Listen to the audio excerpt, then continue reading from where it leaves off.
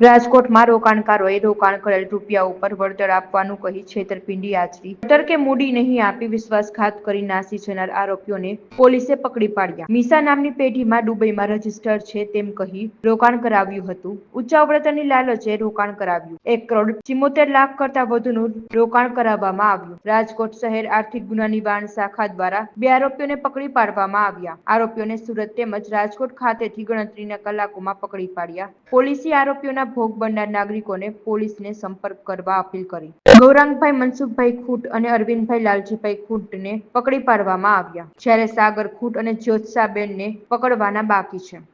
Detection of crime branch police station Rajkot શહેર ખાતે ગત 29/3/2026 ના રોજ એક 316(5) અને 3(5) એટલે કે ગુનાહિત વિશ્વાસઘાત તેમજ જીપીઆઈડી એક્ટ મુજબનો ગુનો દાખલ થયેલ હતો।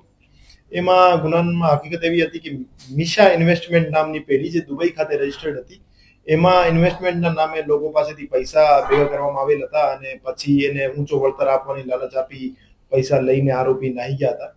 તો એમાં અમારા પાસે જે ભોગ બનનાર આવ્યા એને 1,74,93,000 રૂપિયા એ પેઢીમાં ઇન્વેસ્ટ કર્યા હતા અને એની બદલામાં એને 26 લાખ વળતર આપ્યો હતો અને પછી આરોપીઓએ પોતાનો ફોન બંધ કરીને ભાગી ગયા હતા।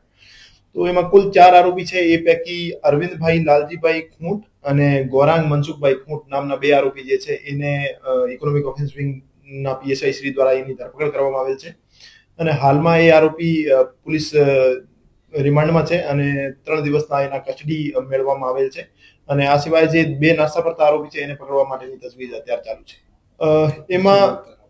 એમાં એક મિશા ઇન્વેસ્ટમેન્ટ નામની એક પેઢી હતી જે દુબઈ ખાતે રજીસ્ટર્ડ હતી। એમાં ઇન્વેસ્ટમેન્ટ કરશો તો તમને ઊંચો વળતર મળશે અને એને મંથલી ઊંચા વળતરની લાલચ આપી લોકો પાસેથી પૈસા મેળવવામાં આવેલ હતા અને પછી એમને અમુક સમય સુધી વળતર આપી પછી આખો મૂડી અને વળતર આપ્યા વગર માણસો હજુ સુધીની જે તપાસ છે એમાં 15 જેવા બીજા માણસોના નામ અમારા પાસે આવેલા છે જે એના પાસેથી પૈસા મેળવવામાં આવેલ હતા।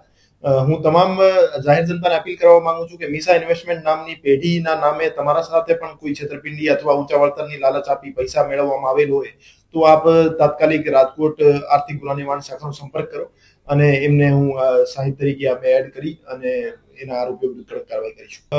રિમાન્ડ દરમિયાન એક તો જે 2 બીજા આરોપી છે સાગર અને જ્યોત્સના એના લોકેશન બાબતે અને એની જે એમઓ છે એ બાબતે વિસ્તારપૂર્વક પૂછપરછ કરવામાં આવશે। આ સિવાય એ પૈસા જે છે માણસો પાસેથી લઈને એને ક્યાં ઇન્વેસ્ટ કર્યા છે અને કઈ પ્રોપર્ટીઝ એને પોતે લઈ લીધી છે, એ પ્રોપર્ટીઝ ટાંચમાં કેવી રીતે લઈ શકાય, એ તમામ બાબતો બાબતે અમે ઊંડાણપૂર્વક તપાસ કરીશું અને હજુ સુધીનો જે આંકડો છે છેતરપિંડીનો જે 1,74,00,000 જેવું છે અને બીજા માણસો અમારી પાસે ભોગ બનનાર આવશે તો એ આંકડો વધુ થવાની શક્યતા છે।